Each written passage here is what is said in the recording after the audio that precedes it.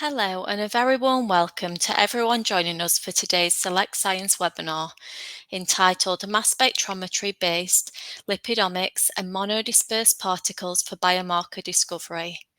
My name is Dr. Carrie Haslam, and I'll be moderating today's presentation. Today, I'm delighted to be joined by Dr. Timothy J. Garrett, Associate Professor at the University of Florida, as he explores the technology needed for the correct identification of lipids and how monodisperse particles can improve the speed and separation capacity of lipids. Plus, Garrett will also explore the analytical advances in chromatography and bioinformatics in the context of several disorders, including malaria and rare diseases. And today's webinar is sponsored by MacMod Analytical. After the presentation, we'll move on to our question and answer session. Please feel free to ask any questions for the Q&A session at any time during the webinar. You can submit your questions to the left of your screen. So without further delay, I'd like to hand over to our speaker for today's presentation, and I would like to thank him for presenting with us today. Please go ahead.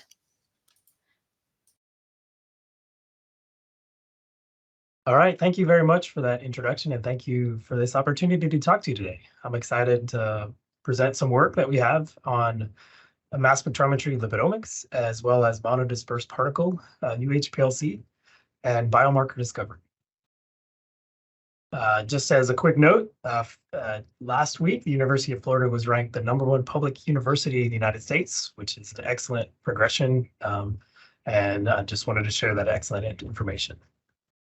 So today I'm going to talk to you a little bit about a center that I direct and the area of omics research, with a focus on lipids and how that is affecting health. And then I'm going to give you an example of an unknown rare disease in biomarker discovery. And then I'm going to talk in the end about the monodisperse particle columns and some of the work that we're beginning to do. And note that this is a collaboration that I've had with MacMod, and it's been an opportunity to test some new columns out. So as I said earlier, I run a center, the Southeast Center for the Integrated Metabolomics, and we have several goals. One of the primary goals is to provide access to the broader scientific community to new technology and applications in metabolomics and lipidomics. We also focus heavily on adapting and driving technology forward to help improve how we do this kind of work and how we reach the community in better ways.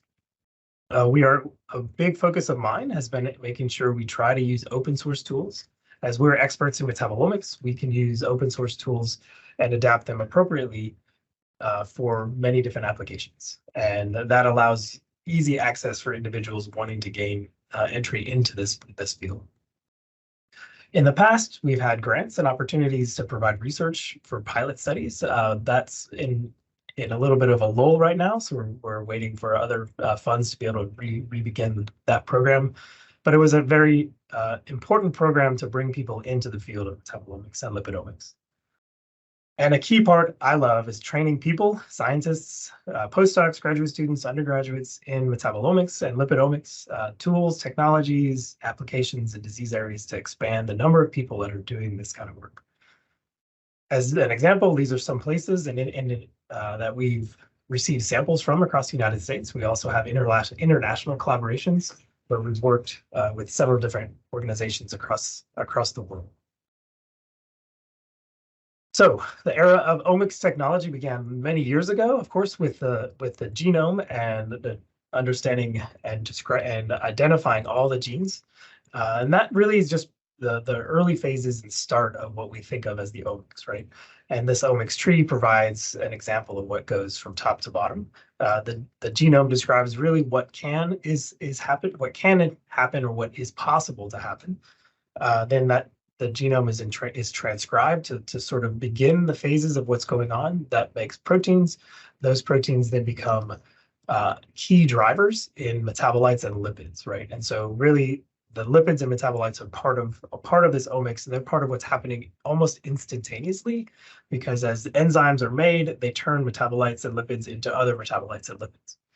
And when I talk about metabolome, that's really the collection of lipids, small molecules that are contained in a cell, tissue, plasma, or any other biological material that we would want to analyze. And metabolomics really refers to the ability to measure those metabolites and the techniques in which we use to measure those. And in general, this is the goal of this is to have a comprehensive characterization of small molecules in any given system. As a sort of lead into lipids, metabolites are one of the more common ways in which we measure changes in our phenotype. And those, of course, are changes associated with genetic and epigenetic factors, as well as our age, where we live, whether we have a chronic illness or whether we have an acute illness that'll affect our metabolites, any drugs that we take, or any nutritional factors that whether we're on a diet or whether we're eating a corn or rice-based diet. You can tell the difference between that. And then anything that you would be doing exercise-wise or not can lead us into understanding more about your individual phenotype. And this is a highly diverse area in terms of understanding what that relates to. Lipids is a subset of the metabolome, and they're involved in numerous diseases, as well as implicated in virus replication.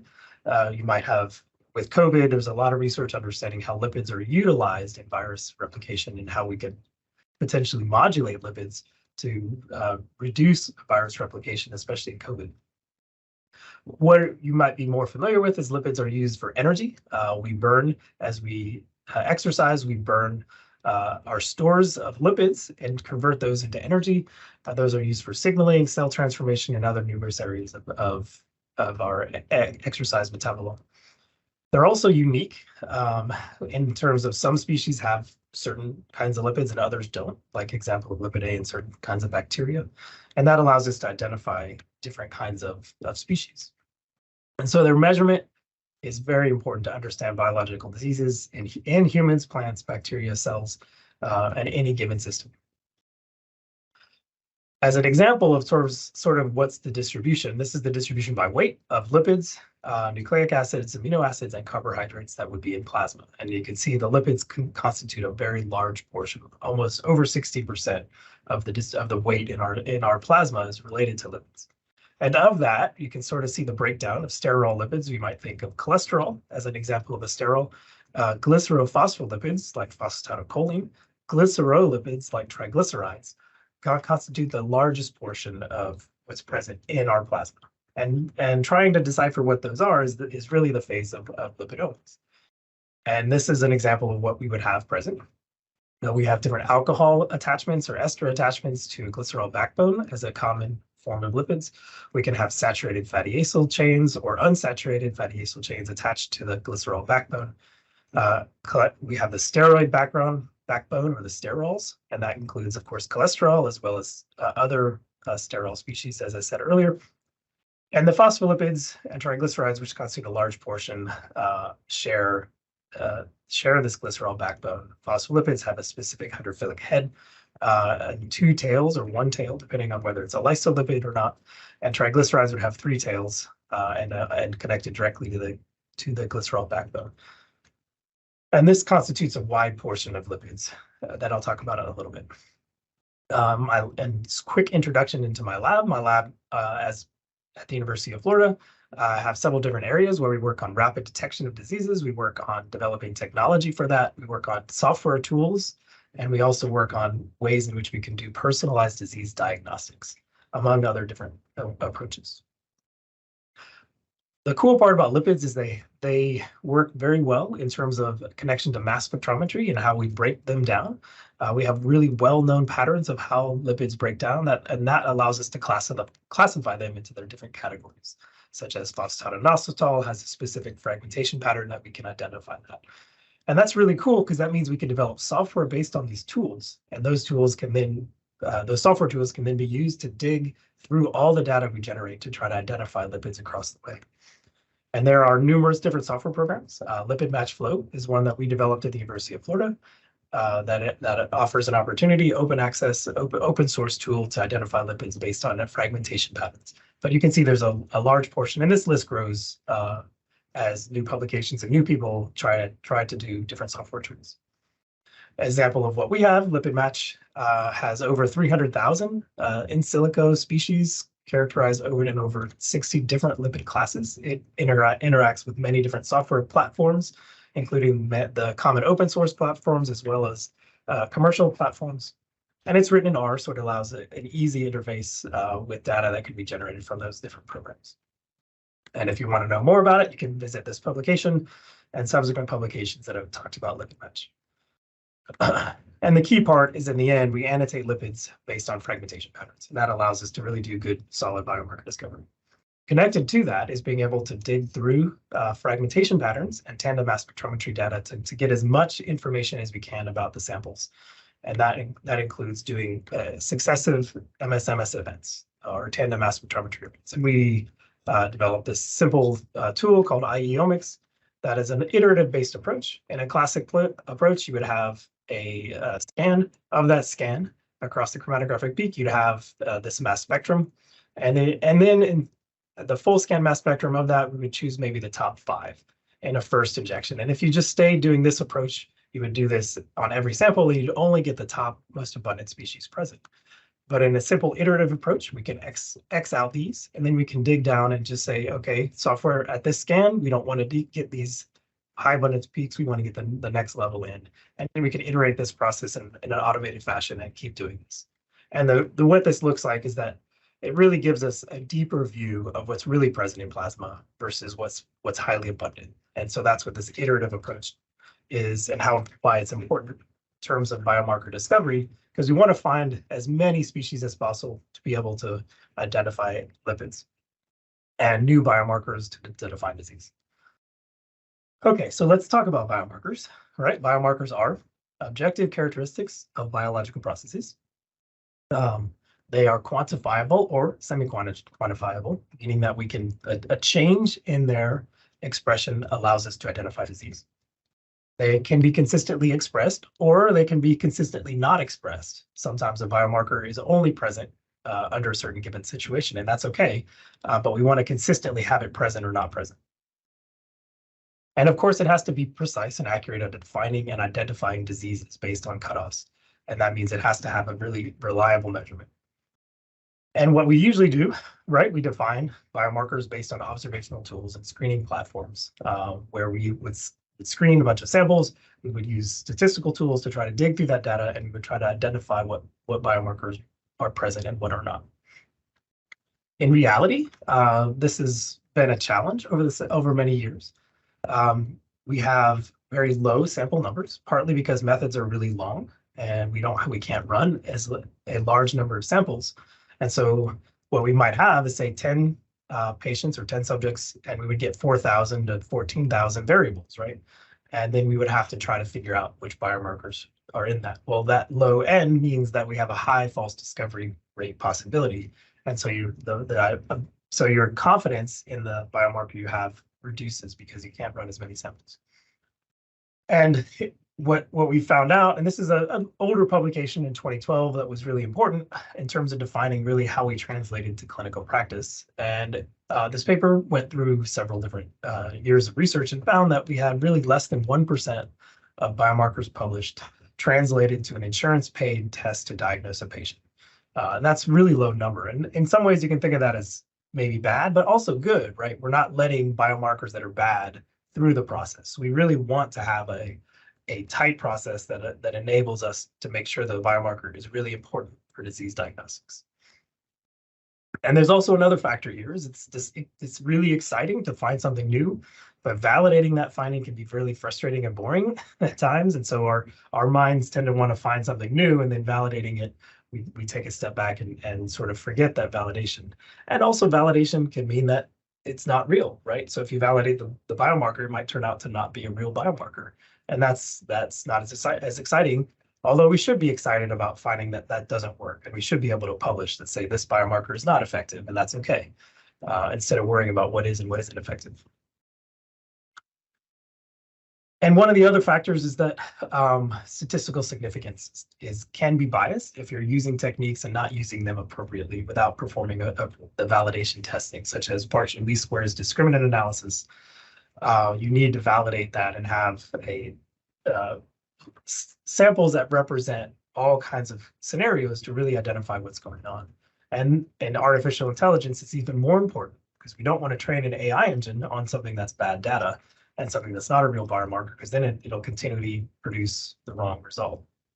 And so we have to be really important about how we apply statistical significance testing. So let's talk about an example of how we would do biomarker discovery.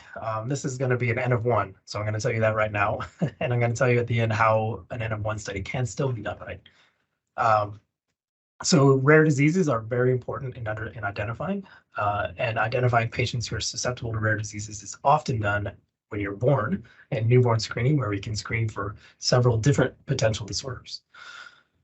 And in the past years, we've had advances in metabolites and lipids to be able to improve how we understand rare disorders and how we can improve their diagnostics in cases where we don't have good diagnostic testing for certain rare disorders. And this rapid expansion has led to interactions with clinical laboratories and research labs to be able to understand better how they can interact and improve how we do this kind of work. And of course, we want to be able to figure out how we can apply these approaches to early diagnosis of rare diseases or finding disorders that are not identified yet and trying to characterize them better by understanding the larger biological processes underlying a disease.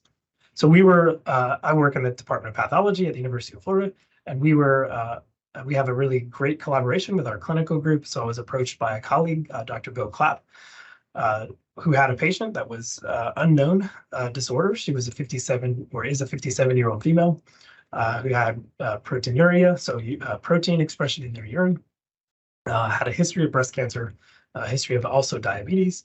They did not believe that the protein expression in the urine was related to the diabetes because it was a little bit more severe than that was associated with her disorder. They did a renal biopsy because they wanted to see if there was anything going on in the kidney, and noticed that there was lipid bodies and lipid occlusion in the kidney, which could have been thought by Fabry, but clinical testing of samples did not validate that this was a Fabry patient. Fabry disease. So as a background, if it is potential Fabry, we can use mass spec in detail to identify it. So we wanted to understand more about this. Fabry disease is caused by mutations in alpha galactosidase A, the GLA gene. And if it's absent, the deficient activity alpha galactosidase A is gone, right? And its function is to break down sugar molecules.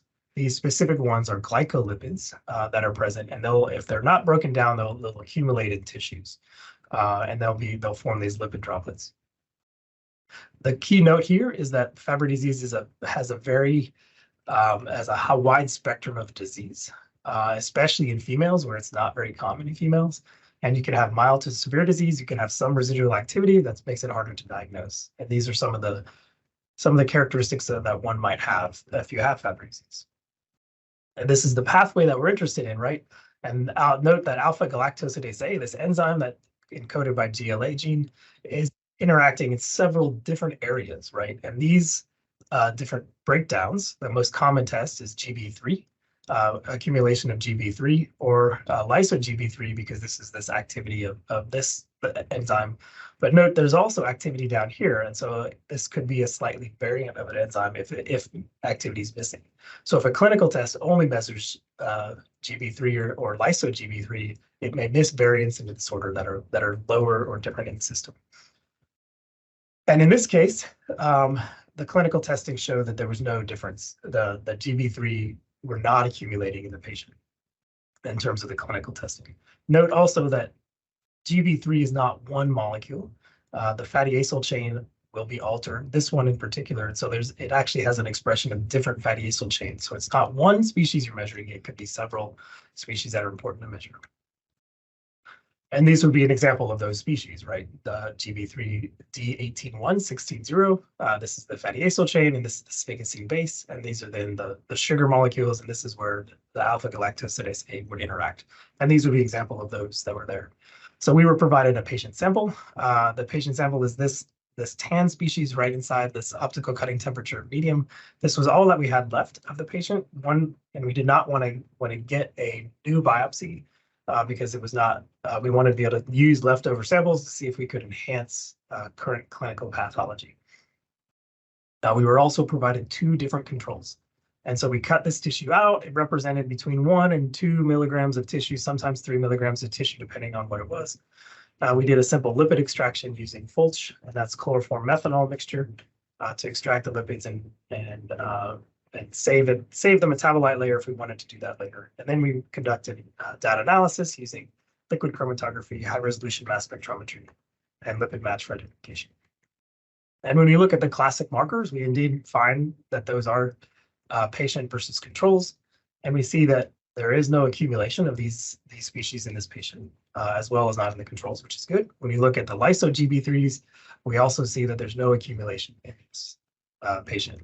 And so we note here that this is our current approach, right? And the current targeted lipids for Fabry does not diagnose this patient with Fabry disease.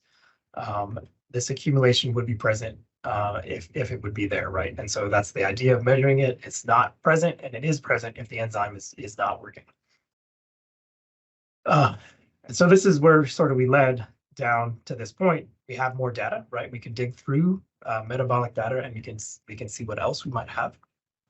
And within that, we might be able to identify patients at a better rate if we can dig deeper into what data is present. And so we know that the GA2, as I said earlier, gallobiosyl ceramides are present in the same sample, right? And we have the ability to measure them. Since we're running high resolution mass spectrometry, we can really dig through all of this data and see that. And when we look at those, we can observe that we do see an accumulation of almost every single GA2. We see some residual accumulation in patients, which would be possible depending on when they're sampled. And it could be part of normal biology as well, because these would be the first time sort of digging through this kind of data to really see what's going on within a patient sample.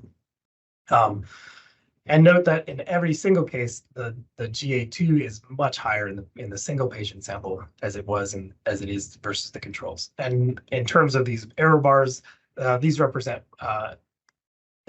basically injection replicates because we only had one sample, but we needed to repeat the injection sort of see how that variation was on the instrument side.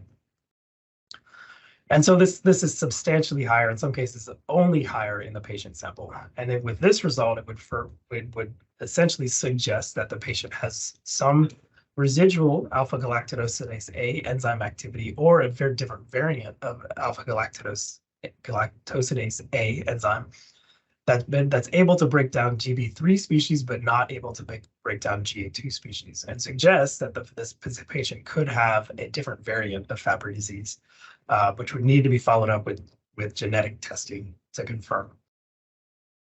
So on our side, it's important to identify that this is really a true signal. So we also do go back and look at the raw data, and we reconstruct the ichromatograms on our own.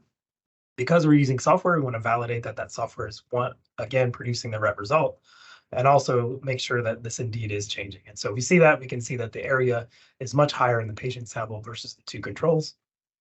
We can also observe the isotope pattern, and we can calculate the precision of that measurement, which falls in line with our instrument measurements.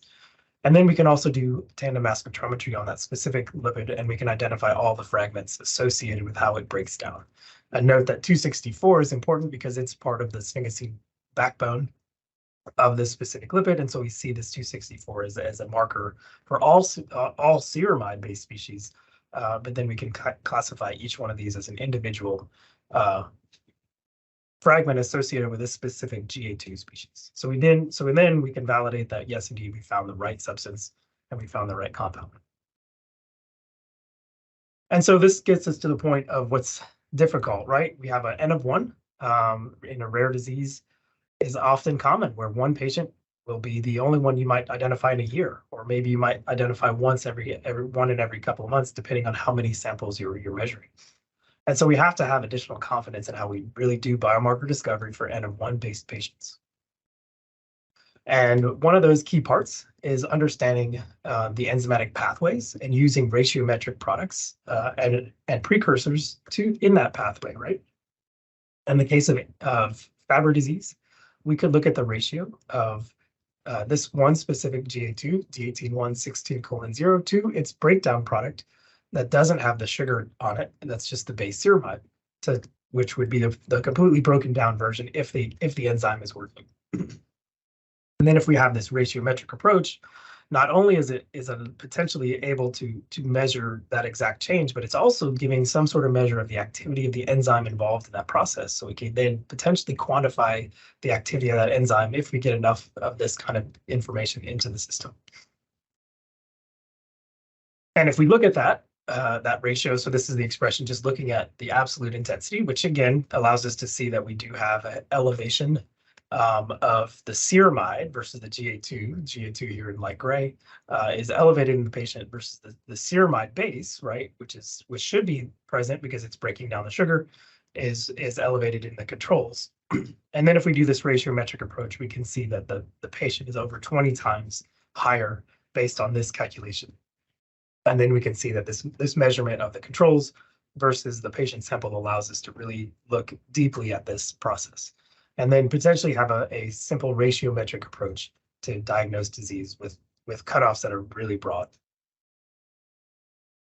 And then they can go back to this process where we have the enzyme activity in the pathway, and we can see that this is really, again, where we have this change in the gallobiosyl ceramide GA2.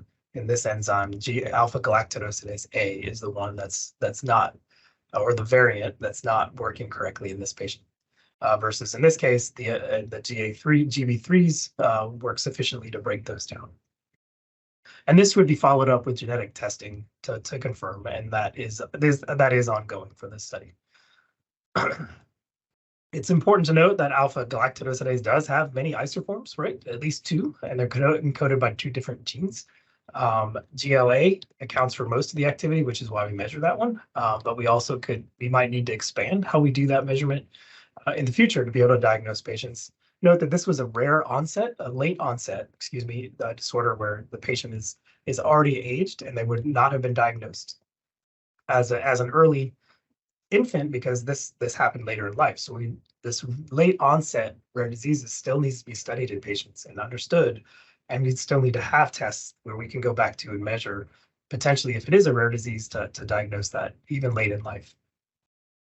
As I said, whole genome sequencing is going to be conducted to validate whether or not differences in these genes exist and to characterize this kind of disorder much more cleanly. So we have not done that yet, but also measuring those would be very important. And note there's over 1,000 different genes associated with this. And mass spec, though, we don't necessarily need to measure all the genes. We can use mass spec approaches to identify all those products and relate those back to the genes, because mass spec's pretty cheap to run in general, and it takes, could be very rapid. And I can show you some examples of how it can be rapid later on in this presentation. So as a quick summary for that part of the talk, hopefully I showed you how we could do an identification of a single female patient that has Fabry disease or potentially has Fabry disease that has to be followed up with a further testing. We could use this ratio of GA2 to its base ceramide as a way to measure that specific activity in this patient sample as well as others. And we didn't change anything in the process, right? We just extracted the tissue sample. We had all the data present. We didn't have to rerun the sample for this. We just had to dig back into the data to look for what was present that's already there. So it sort of gives you this idea of having this data mining artificial intelligence opportunities to dig through all of the data that you might generate to be able to really decipher what's going on in biomarkers. And the key part is we were able to use an embedded tissue sample that was provided to us by the pathologist, that we didn't have to consent the patient again to get a new sample because we already had this residual patient sample left over that was going to be tossed away, but we could utilize it to help characterize this better.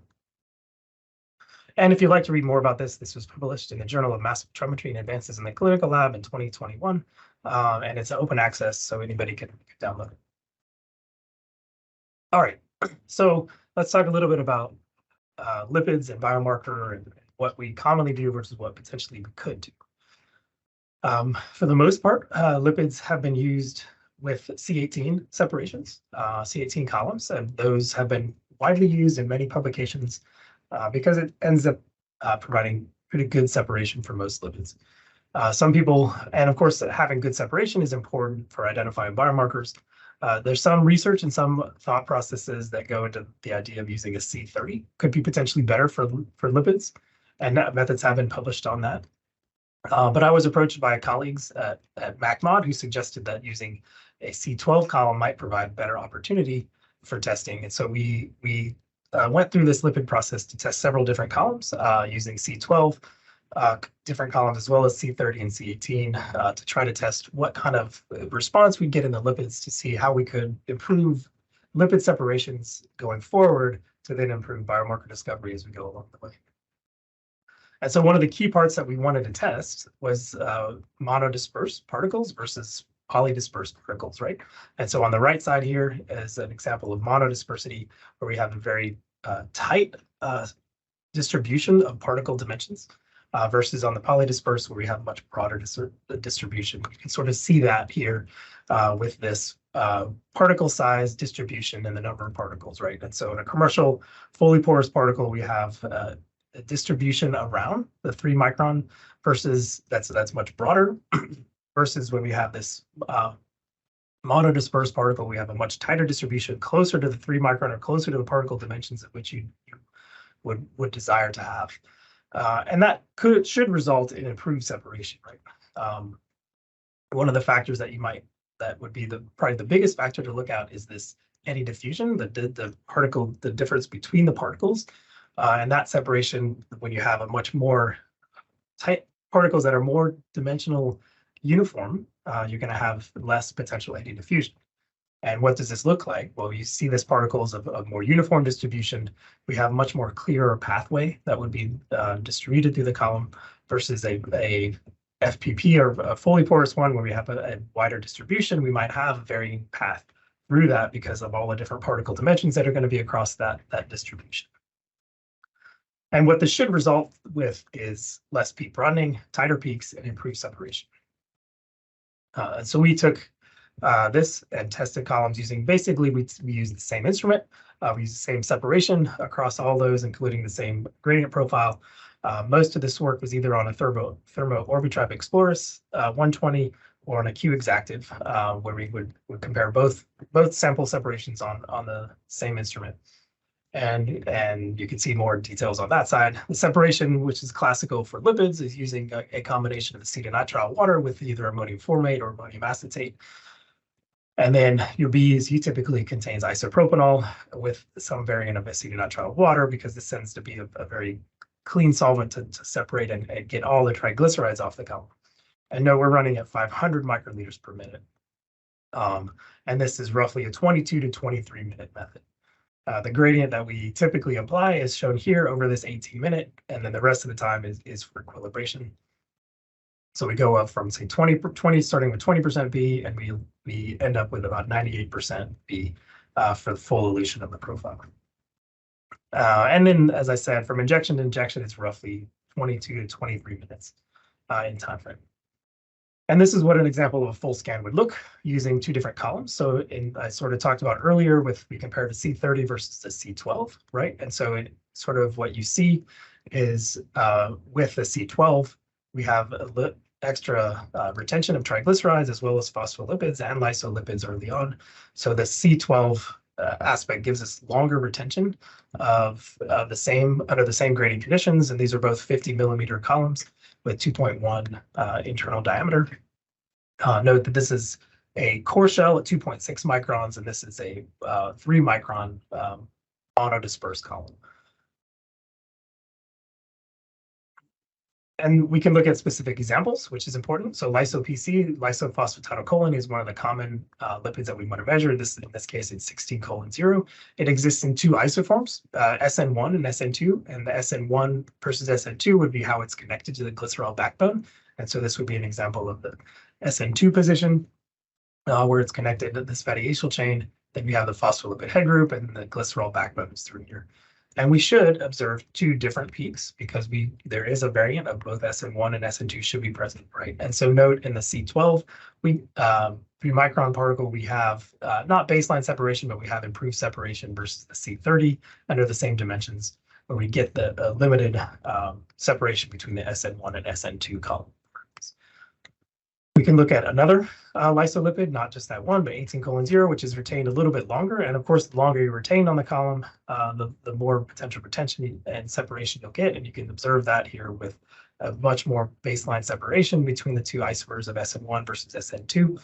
And you do start to get some separation on the C30, and note that you get almost a full minute extra retention with the C12 versus the C30 column. And if we look at phospholipids, later eluting species, one of the goals of using monodisperse columns, or one of the what we perceive benefits is less peak tailing, right? And so we observe this. We can see that in general we have very little peak tailing, a much more uniform distribution of that peak coming off versus the C30, where we have a longer tailing associated with the separation. And again, we see almost a full minute retention increase with the C12 versus the C30. And this improves the ability to separate potential isomers that might elute out later on, where we have the reduced peak tailing to enable that separation. And so this was really important, right? To be able to show that we can do this. We can see that this is an example just showing returning back to that total ion trace, where we see that longer retention, right? So one of the thought processes of the C12 is that we actually have more linkages because you have less, you can get more C12 per particle versus C30. And so that allows you to have more interaction with the particle phase that allows the separation to occur much more readily. And to get longer retention of those columns, along with improved peak shape, less peak tailing, and a tighter separation. But let's look at some other examples, right? Let's look at back away from the classic one. Let's go to a C18, right? So if we look at C18 versus the C12, we see nearly identical separation, right? And if you look at the triglyceride region, we can just observe from the naked eye, we do see an observed improved peak shape. That looks like it's a much tighter peak shape compared to that C18. Note that the C18 is a 1.7 micron particle size versus we're 3 micron monodisperse particles. And then again, this is that phospholipid region, the lysolipid region. And note that there are big gaps between these lipid species, right? And that's something to note for later on. Again, we can look back at these lysolipids, which are important factors in understanding the separation early on in a column. We note that the C18 does still have a little bit longer retention than the C12, but we do see a very similar separation in terms of the SN1 versus the SN2 peaks, and we do see less peak tailing associated with the C12 monodisperse column. If we look at all of a class of phospholipids from phosphatidylcholine, sphingomyelin, and 2 other phosphatidylcholines across a different breakdown, and this is the C12 versus the C18 on the left and the C12 on the right. We can observe that we do see, again, improved a reduction in peak tailing and improved peak shape. Note also that we have an increase in intensity of this peak, which is an isomer of 38:6 versus the C18, which shows a little bit improved sensitivity for that species. And again, we see a very similar separation across that chromatographic range, similar retention times, which is important to note. We can look at a larger class of phosphatidylcholine across a single the same carbon lengths, but different fatty acyl degrees of unsaturation, from 0 all the way up to 5 degrees of unsaturation.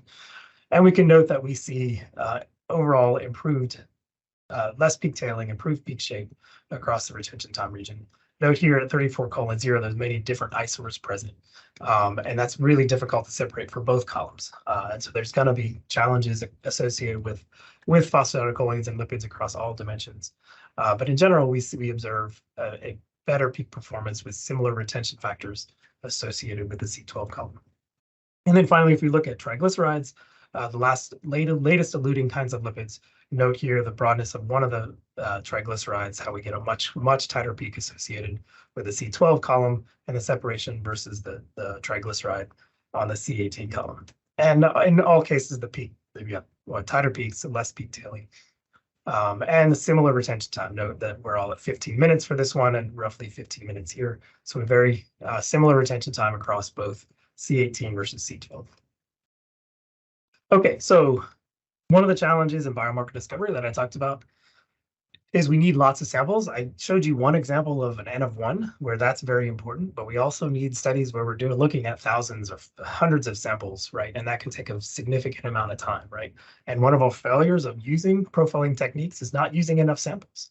Often people want to use a small number of samples and pick a biomarker from a small number of samples and then build that biomarker into a larger set of samples to validate it. But really, we should be using profiling techniques for a much broader set of samples and a larger set of samples because there's so much information in those kinds of samples that allows us that we're missing if we switch to a targeted method right away. So we should be using profiling techniques for as long as we possibly can to get all of that information that's contained in the sample.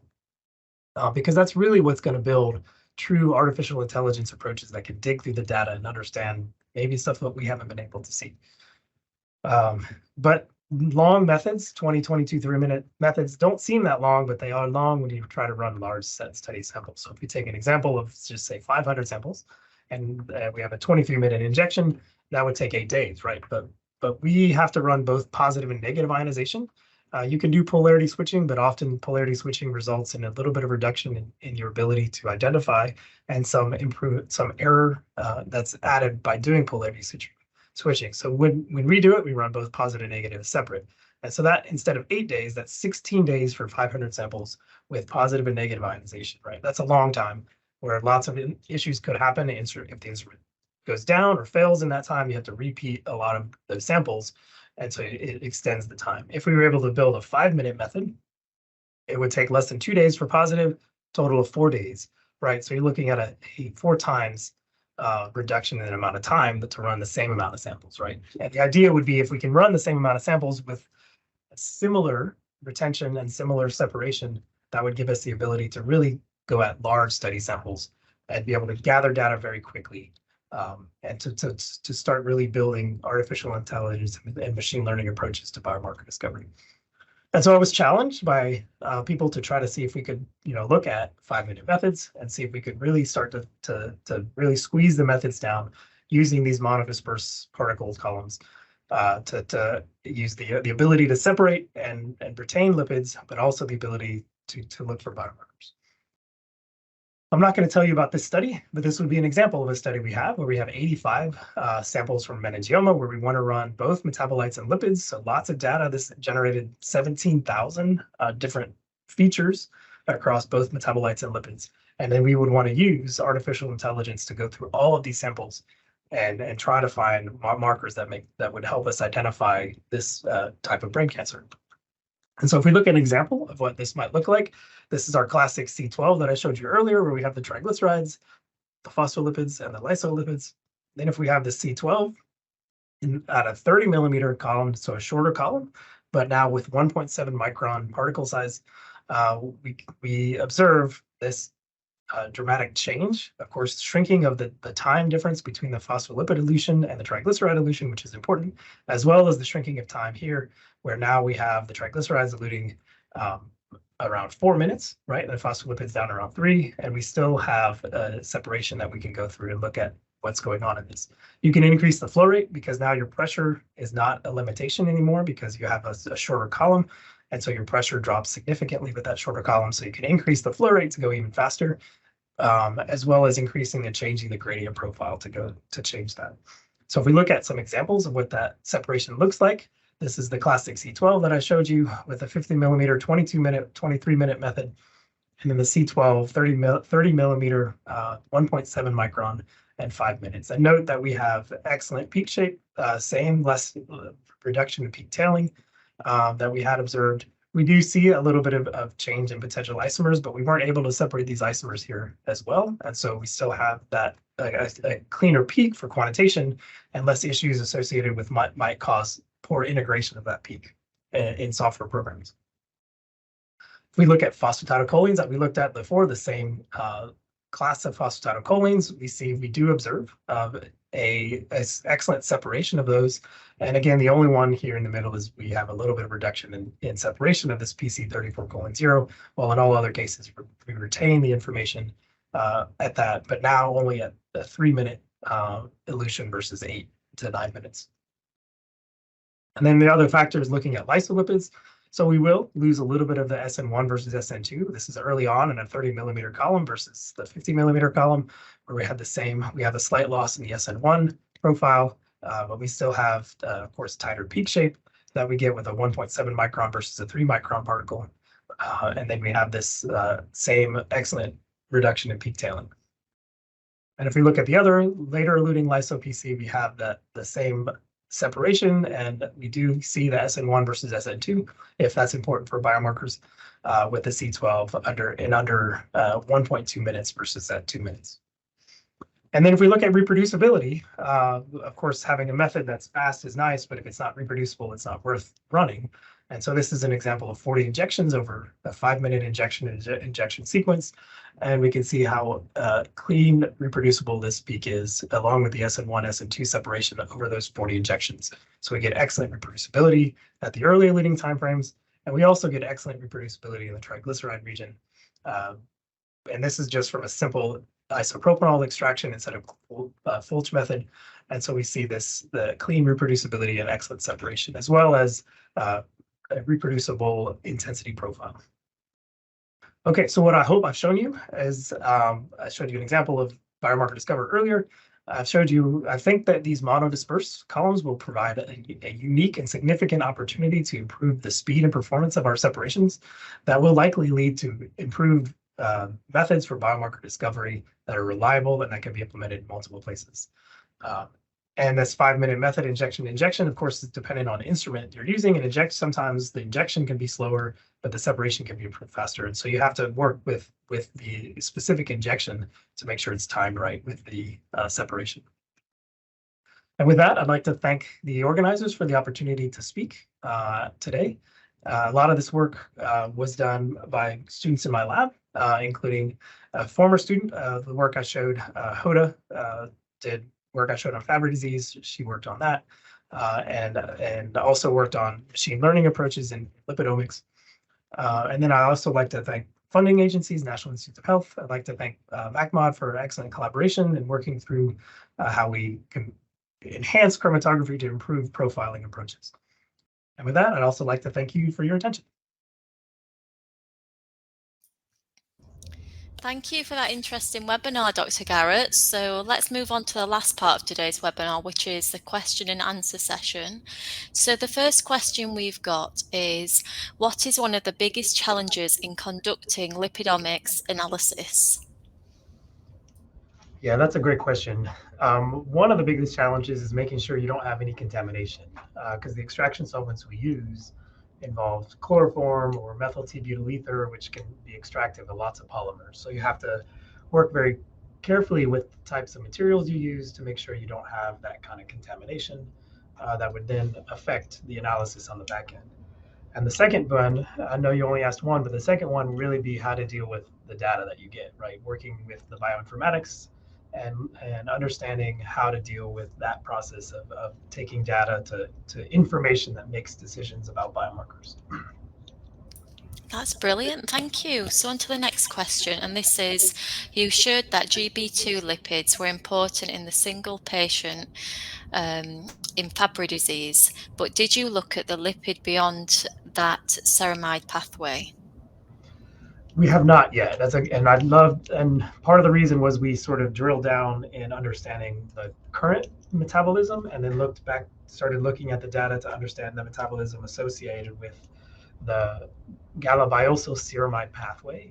And then we highlighted and found those key differences in GB2. But now our goal is to go back and look at a larger, broader spectrum of the disease to see what other lipids might be changing that could be either correlated with that pathway or some other part of the disease that we may not understand better, and that we hope that by profiling even a broader class beyond the galabiosyl ceramides, that we might be able to really understand the complexity of different variants of genetic disorders. Perfect, thank you. So on to the next question, and this is, when you switched to monodisperse columns, did you have to change anything about your method, either with the UHPLC or the mass spectrometer? Yeah, that's a great question, and we didn't. That's one of the benefits we found, is that we could take the exact same method and we could implement it using the monodisperse column, whether it was a 3 micron or 1.7 micron, and we could use the same flow rate, the same temperature, the same gradient, and really do these direct comparisons. And then that allowed us to then test chromatography again because we saw improved separation to then reevaluate our methods to then examine where we could improve detection and separation that would then help with biomarker discovery. And that would then let us down to that 5-minute method possibility to see, well, we've done fast methods in the past, but we hadn't really achieved what we'd like to see, and then we started achieving that at a good level. And so so it really was just a direct implementation of it, and then optimization afterwards. Perfect, thank you. So we've got another question that's come through, and this is, how would you explain the increased ceramide levels in the Fabry disease patient compared to controls? Yeah, so in the classic Fabry, GB3 are what's typically accumulated, and that's related to the alpha gal A enzyme. But when we observe GB2 elevation, which is a part of the same pathway as part of what's there, and as that was increased, it's really showing and highlighting a different variant of the genetic disorder that this patient would have. And so we haven't done whole genome sequencing yet to really understand where in the process that is. But that part of it at least shows us that a different variant of the alpha gal A enzyme is affecting this patient. Perfect, thank you. So the next question here is, in terms of applying a 5-minute lipid separation, what are your next steps to fully implement this in your lab and future research studies? Yeah, and our next steps really are doing a full biomarker discovery, repeating some of our studies that we've done in the past, pulling those samples out, re-extracting them, and then going through the whole biomarker discovery to allow us to see potentially whether or not we can get the same results, which we think we will, from a 5-minute method. And the other part is layering in all the levels of lipid identification and bioinformatics that then can scale up to these large scale studies where we can do 500, 5,000 patients and really start to build informatic pipelines that lead to AI engines that allow us to really find information that we just don't know exists yet. Fantastic, thank you. The next question here is, have you tried monodisperse particles for other types of biomolecules beyond lipids? Yes, and that is, we have started working with monodisperse columns in metabolomics and metabolites. Uh, we've been using the same column for that for about 5 years, and so we hadn't had a chance to really change anything, mainly because we were very happy with the results we had. But with this monodisperse benefit that we saw with lipids, we wanted to reevaluate our metabolite methods, and so we've been implementing it and testing it out. And I have an upcoming seminar talking about some of our implementation of monodisperse metabolomics columns, or monodisperse columns for metabolomics discovery, and hopefully highlight some of the separation that we can achieve with that looks and appears to be better for, especially for isomer separation in metabolomics. That's perfect. Thank you, Timothy, for answering those questions. Well, that's all we've got time for today. So thank you very much to Dr. Garrett for the informative discussion and presentation. And thank you to everyone joining us online and for sending in your questions. If you've got any further questions, please feel free to email me at editor@selectscience.net and I'll follow up with your questions. If you would like to listen again to this webinar or invite a friend to listen, it will be available to watch in just a few days' time. Goodbye, and thank you once again for joining us.